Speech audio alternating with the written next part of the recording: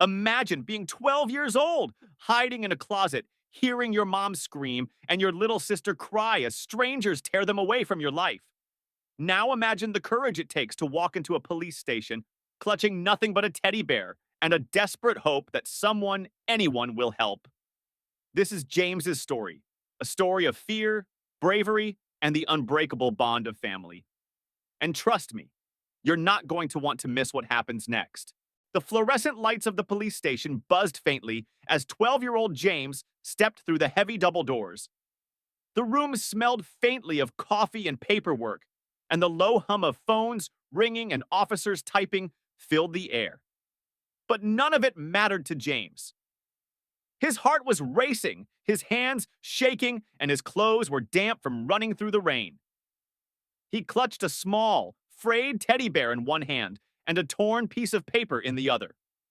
His sneakers squeaked against the polished floor as he approached the front desk, his brown eyes wide with fear and desperation. The officer on duty, a tall woman with kind eyes and a name tag that read Officer Miller, looked up from her computer. "Hey there, buddy," she said softly, noticing the panic etched across his face. "Are you okay? Do you need help?" James hesitated for a moment, his lips trembling. He was terrified, but he had no choice. He took a deep, shaky breath and stepped closer to the desk. "They took my mommy and sissy," he whispered, his voice breaking. The room seemed to go silent. Officer Miller leaned forward, her expression instantly serious. Who took them? What happened? James squeezed the teddy bear tighter, trying to hold back his tears. The bad men, he said, his voice trembling. The ones who hang around the old warehouse by the train tracks. They came to our house. They broke in. He paused, struggling to find the words. They grabbed my mommy and my little sister, Ellie. They said they'd hurt them if I told anyone. Officer Miller's jaw tightened, and she glanced at the other officers in the room. "Come with me," she said gently, standing up. She led James to a quieter corner of the station and sat him down in a chair. "Can you tell me everything you remember, James? Start from the beginning." James nodded, his hands trembling as he set the teddy bear on his lap. "It happened this morning," he began.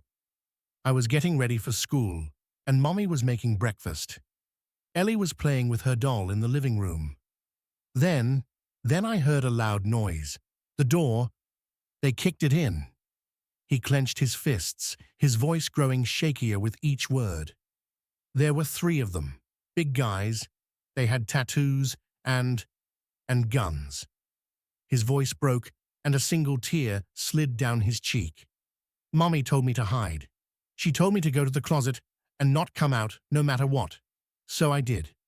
But I could still hear everything. I heard Mommy scream. I heard Ellie crying. And then they were gone." Officer Miller placed a comforting hand on James's shoulder. "You were very brave to come here, James. Do you know why they might have done this? Did they say anything?" James nodded slowly and held up the torn piece of paper. "They left this on the kitchen table," he said, his voice barely above a whisper. Officer Miller took the paper and read it. Her face darkened as she scanned the scrawled handwriting. "You owe us. No cops, or they'll never come back." She exchanged a glance with Officer Harris, who had joined them. "This looks like the same group we've been tracking," Harris muttered. "The drug ring operating out of the old warehouse." James's voice broke through their conversation. "Please, you have to find them. Mommy and Ellie, they're all I have. I don't know what I'll do if something happens to them." His words cut through the room like a knife, and even the toughest officers felt a pang of emotion. Officer Miller crouched down to James's level, looking him straight in the eyes. "Listen to me, James. We're going to find your mom and sister. I promise. But I need your help, okay? Do you remember anything else? What the men looked like? What they said?" James nodded, his mind racing. "One of them had a scar on his face, and another one had a dragon tattoo on his arm. They, they smelled like cigarettes, and, and they said something about taking them to the warehouse. That's enough, Officer Harris said, grabbing his radio. We've got what we need. Let's move. James stood up, clutching the teddy bear tightly. Can I come with you? Please. I need to be there. I need to know they're okay. Officer Miller hesitated, but nodded. All right, but you have to stay in the car. It's going to be dangerous. The drive to the warehouse was tense.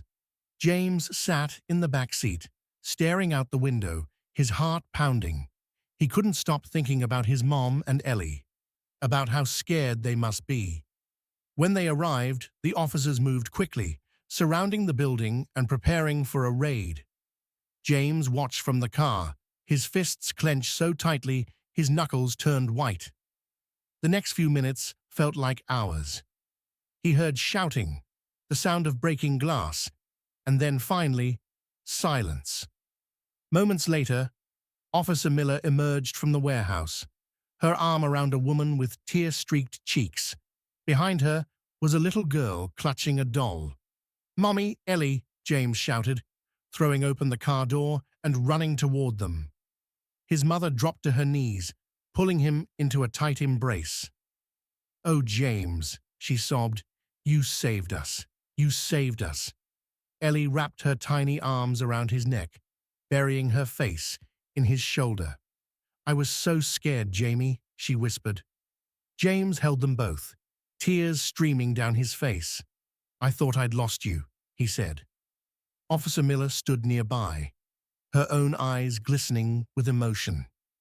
"You're a brave kid, James," she said. "You did the right thing coming to us, and because of you, those men won't hurt anyone else again." As they drove home, James sat in the back seat with his mom and Ellie, holding their hands tightly. He didn't care about the rain outside or the flashing police lights. All that mattered was that they were safe. And as he looked at his little sister's smiling face and his mother's tearful relief, he realized that sometimes being brave isn't about not being scared. It's about protecting the people you love, no matter what.